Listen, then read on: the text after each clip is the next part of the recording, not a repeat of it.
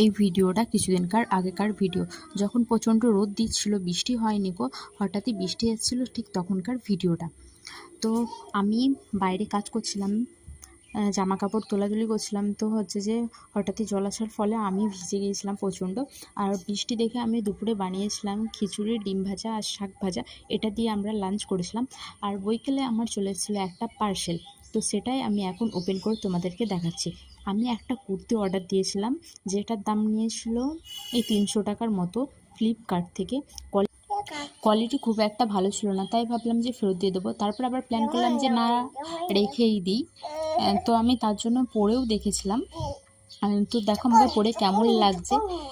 তো পরে আমার খুব একটা ভালো লাগেনি, প্রচণ্ড গরম আর হচ্ছে যে তোমার নাটা নাটা লাগছে আমাকে।